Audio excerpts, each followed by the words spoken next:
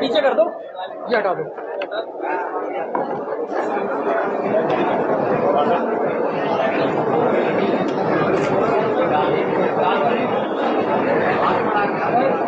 ठीक है सर, बैठ जाओ भैया।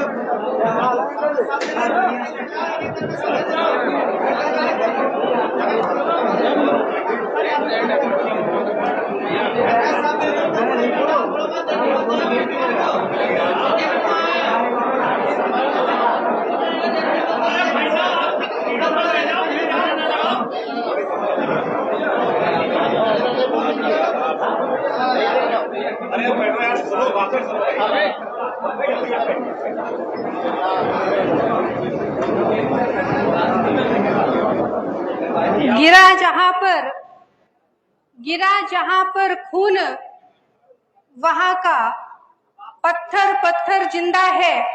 गिरा जहां पर खून, वहां पर पत्थर पत्थर जिंदा है। जिस्म नहीं है मगर उनका अक्षर अक्षर जिंदा है।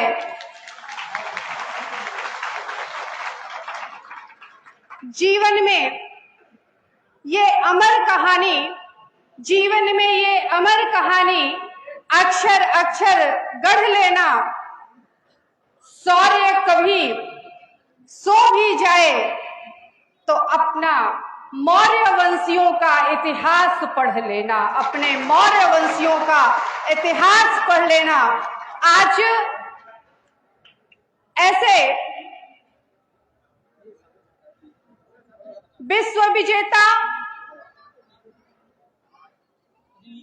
सम्राटों के सम्राट, चक्रवर्ती और जिन्हें देवानुप्रिय भी कहा जाता था, ऐसे सम्राट अशोक की जयंती के शुभ अवसर पर सबसे पहले तो मैं आप सभी लोगों को ढेर सारी शुभकामनाएं, बधाई देती हूं।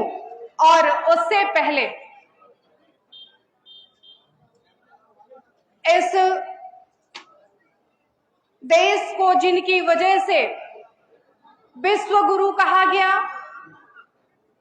जिन्होंने मानव मानव एक का नारा दिया, पूरे विश्व में प्रेम करुणा की जिन्होंने वर्षा की, ऐसे महामानव तथागत गौतम बुद्ध के चरणों में श्रद्धा के पुष्प अर्पित करते हुए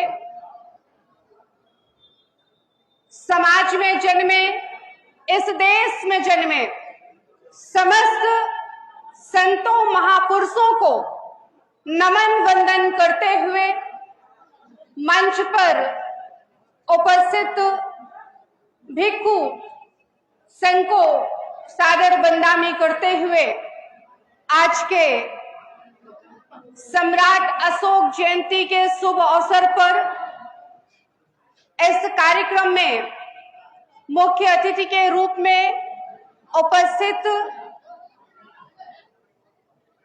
हम सब एक परिवार के सदस्य हैं, तो रिश्ते में तो हमारे चाचा जी हैं। आंवला सांसद आदरणीय नीरज कुशवाहा जी, मंच पर उपस्थित जिनकी विधानसभा में यह कार्यक्रम हो रहा है, ऐसे इस विधानसभा के बहुत ही लोकप्रिय विधायक भाई आदरणीय डीसी वर्मा जी, सम्राट अशोक क्लब जिसके तत्वाधान में यह मीरगंज में सम्राट अशोक जयंती का प्रथम कार्यक्रम हो रहा है, और पहले कार्यक्रम में इतना अच्छा शुभारंभ आप सब ने किया, इसके लिए मैं आप सभी सम्राट अशोक सेना के लोगों को भी बहुत बहुत बधाई, शुभकामनाएं देती हूं। हमारे मध्य में समाज सेविका के रूप में लगातार कार्य कर रही हमारी छोटी बहन ऋतु साक्य जी, मंच पर उपस्थित आदरणीय प्रेमराज जी, आदरणीय रामोतार मौर्य जी सहित सम्मानित मंच, हमारे भाई ओम प्रकाश जी भी बैठे हुए, सभी सम्मानित मंच, क्योंकि अगर नाम लूंगी तो एक भी भाई का नाम छूटा तो बहन के लिए खतरा हो जाएगा। ऐसे सभी सम्मानित मंच पर बैठे हुए हमारे पिता तुल्य बुजुर्ग, नौजवान भाई और हमारे सामने बैठे हुए हमारे परिवार के सभी सम्मानित जन को मेरा सादर नमो बुद्धाय। हमसे पूर्व में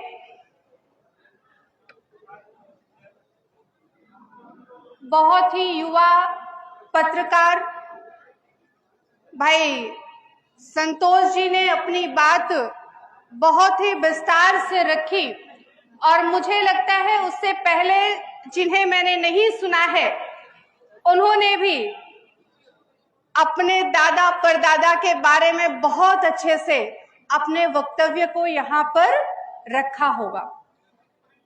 मैं सिर्फ आपसे निवेदन करना चाहती हूँ, आप सबको हमें लगता है जानकारी हो गई होगी कि सम्राट अशोक ने कितने विश्वविद्यालय बनवाए।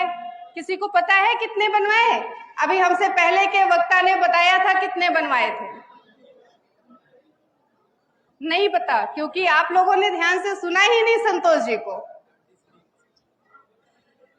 23 विश्वविद्यालय इस देश में यदि किसी ने बनाया था तो वह सम्राट अशोक थे। सम्राट अशोक सिर्फ 23 विश्वविद्यालय ही नहीं बनवाए थे, बल्कि खंड खंड भारत को जोड़ करके अखंड भारत भी किसी ने बनाया तो वह सम्राट अशोक ने बनाया। आज एक उस अखंड भारत का छोटा सा हिस्सा जो भारत है, हम उस भारत को भी संजो के रखने में कहीं ना कहीं कमजोर हो रहे हैं। लेकिन हमारे रगों में उनका खून है जिन्होंने सिर्फ भारत ही नहीं बल्कि भारत के आसपास के अन्य राज्यों को भी, चाहे वह अफगानिस्तान हो, पाकिस्तान हो, नेपाल हो, म्यांमार हो, तमाम ऐसे छोटे छोटे राज्य, बांग्लादेश हो, सभी राज्यों को एक करके अखंड भारत बना करके इतने बड़े राज्य पर बिना किसी दोष के एक राज्य चलाया। आज अगर हम एक ग्राम प्रधान भी होते हैं तो उसमें ग्राम प्रधान के ऊपर भी टीका टिप्पणी हो जाती है कि वह भेदभाव कर रहा है। सोचिए हमारे अंदर किसका खून है जिसने इतने बड़े राज्य को चलाया, और कोई ये नहीं कह सकता कि सम्राट अशोक ने किसी के साथ में भेदभाव किया हो। उन्होंने राजा रहते हुए सभी प्राणी को, अपने राज्य के हर प्राणी को अपनी संतान की तरह से माना, और यही कारण है कि उन्होंने उन सब की चिंता की, चाहे वो शिक्षा की चिंता करके नालंदा, तक्षशिला, विक्रमशिला जैसे 23 विश्वविद्यालयों का निर्माण कराने का रहा हो, चाहे अगर इस भारत में सबसे पहले मानव या पशु की चिकित्सालय का निर्माण हुआ तो भी सम्राट अशोक के कार्यकाल में हुआ। अगर प्याऊ लगाए गए जगह जगह पर तो वो भी सम्राट अशोक के कार्यकाल में लगे। छायादार, अभी हमारे विधायक जी कह रहे थे, सांसद जी बगल में ही वृक्षारोपण का कार्यक्रम है, इस कार्यक्रम के बाद 2 मिनट आप हमारे साथ चलिए। आज जो जगह जगह वृक्षारोपण का कार्यक्रम हो रहा है, ये भी छायादार वृक्ष लगवाने का अगर किसी ने शुरुआत किया था तो हमारे पुरखों ने किया था, सम्राट अशोक ने किया था। आज हम अच्छी अच्छी सड़कों की बात करते हैं, लेकिन अगर उन सड़कों के अच्छी सड़कों की भी शुरुआत किसी ने की थी तो वह भी हमारे पुरखों ने की थी और सम्राट अशोक महान ने की थी। तो यानी हम उनकी संतानें हैं जो सो गई थी। और मुझे तो आज हर 2 मिनट में मैं बैठ करके सोशल मीडिया, फेसबुक खोल रही हूं, और जब सोशल मीडिया खोलती हूं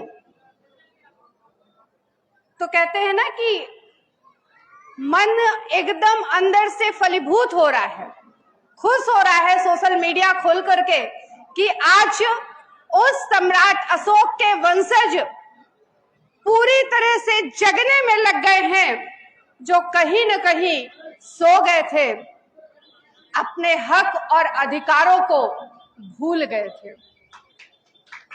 और जब मैं सोशल मीडिया पे लोगों के पोस्टों को देख रही हूं, जगह जगह पर शोभा यात्रा देख रही हूं, लोगों की गाड़ियों में सम्राट अशोक का झंडा देख रही हूं, पंचशील का झंडा देख रही हूं, तिरंगा देख रही हूं, जो हमारे देश की आन बान शान है, वो भी किसी और की नहीं, हमारे सम्राट अशोक की देन है।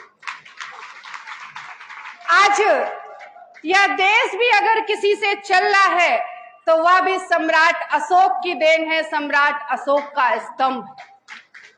चाहे वह राष्ट्रपति की कुर्सी हो, चाहे प्रधानमंत्री की हो, और चाहे सांसद का पत्र हो, अगर कुर्सी के पीछे से और लेटर हेड से सम्राट अशोक की लात हटा दी जाए तो किसी का कोई अस्तित्व नहीं है।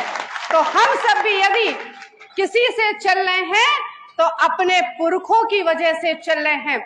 और इसलिए मैं तो कहूंगी कि आज जब हमारे युवाओं में, हमारे बुजुर्गों की मेहनत से आज हमारे युवाओं के अंदर खून उबाल चुका है और वो उबल रहा है अपने इतिहास को दोहराने के लिए, तो मैं कहूंगी कि हमारे युवा भाइयों, इस खून को यूं ही उबलने देना जब तक तुम्हारा यह देश विश्व गुरु पुनः न बन जाए, यह भारत तथागत भगवान गौतम बुद्ध का भारत न बन जाए, तब तक अपने खून के खौलने को बंद मत होने देना।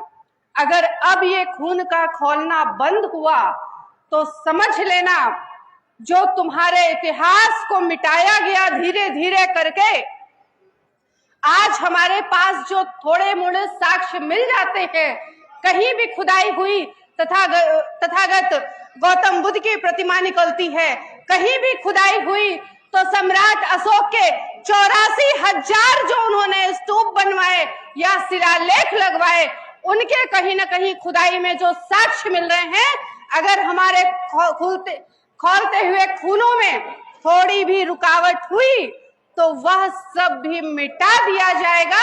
और जब आपका इतिहास मिट गया तो आपका कोई भी कोई पूछने वाला नहीं है। कहते हैं इतिहास जीवित रहेगा तभी हम जीवित हैं, इतिहास नहीं तो कोई पूछने वाला नहीं है। इसलिए अपने इतिहास को आज हम सब जान रहे हैं और उन्हीं की राह पर चल रहे हैं। मैं तो धन्यवाद करूंगी आंवला सांसद जी का भी। जब मैं सांसद थी 2019 से 24 तक, तो हमने एक नई परंपरा सदन में जाकर के शुरू की, और वो था सदन में पहुंचने के बाद जब हमने शपथ लिया था तो हमने नमो बुद्धाय बोला था। और मैं धन्यवाद अपने आप को करूंगी कि उस वक्त हमने जो हिम्मत दिखाई वह इस बार नए संसद सदस्यों ने भी सदन में दिखाई। मैं धन्यवाद करूंगी अपनी उस हिम्मत को जो आप सब भाइयों और आप सब पितातुल्य बुजुर्गों के माध्यम से आपके इस बेटी को मिली कि स्थिति कैसी भी रही हो, उसने अपनी बात को दमदारी से रखा और सदन में एक बार नहीं, दो, तीन बार माता सावित्री बाई फुले की जन्म जयंती को शिक्षिका दिवस के रूप में बनाने की बात की। मुझे लगता है वह दिन दूर नहीं जब उस पे भी मुहर लगेगी।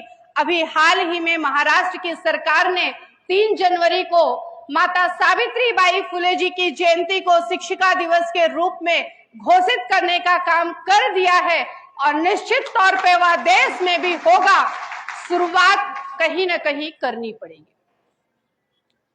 मैं इसीलिए माननीय आंवला सांसद जी को भी धन्यवाद करूंगी कि मैंने अपने कार्यकाल में सदन के अंदर सम्राट अशोक की जयंती पर सार्वजनिक अवकाश की मांग की थी और उसको बढ़ाने का काम आंवला सांसद जी ने भी किया। अभी कुछ दिन पहले आपने भी संसद में उस चीज को दोहराया है और निश्चित तौर पर जब हम बोलना और करना शुरू करेंगे तो वह होने भी लग जाएगा।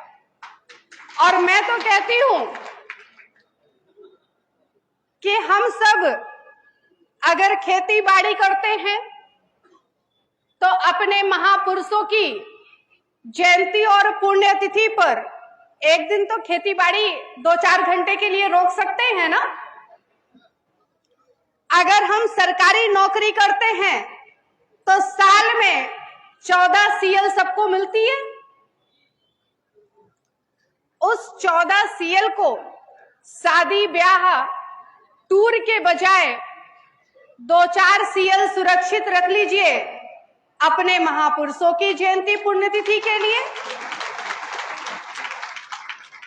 वो भी नहीं कर सकते हैं तो हम अपने घर परिवार में जब शादी ब्याह होता है या बच्चे का बहुत बड़ा अच्छे से धूमधाम के साथ संस्कार करते हैं तो हम उस दिन छुट्टी मार लेते हैं ऑफिस में। तो क्या हम अपने महापुरुषों के लिए एक दिन छुट्टी नहीं मार सकते हैं? मार सकते हैं ना। तो जब हम छुट्टी जब तक नहीं होती है तब तक हम अपने महापुरुषों की जयंती और पुण्यतिथि पर ऑफिसों से छुट्टी लेना शुरू कर दें। और जब ऑफिस में हम जैसे लोग काम करने पहुंचेंगे ही नहीं तो ऑफिस दफ्तर चलेगा किससे? बड़ी कुर्सी में बैठाने वाला तो नहीं चलाएगा ना। तो जब बड़ी कुर्सी पर बैठने वाला नहीं चलाएगा तो वह मजबूरी में आज नहीं तो कल छुट्टी घोषित करने पर मजबूर हो जाएगा। हमें लोगों के सामने मजबूर नहीं होना है बल्कि हमें लोगों को मजबूर करना। फिर से जग रही है तो उसको जगाए रखिए और महापुरुषों की जयंती और पुण्यतिथि पर किसी तरह की कोताही मत करिए। अगर हो सके तो छुट्टी लीजिए। उसमें भी अगर आप बचना चाहते हैं तो दिन में नहीं शाम का कार्यक्रम भी जयंती घोषित हो रही है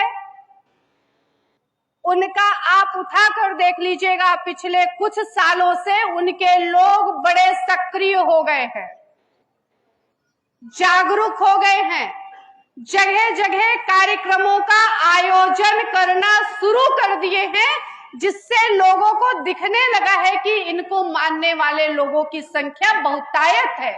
और सम्राट अशोक किसी जाति और धर्म को मानते ही नहीं थे, उन्होंने तो सबको अपना माना। जब मैं 2014 लोकसभा मैनपुरी से चुनाव लड़ रही थी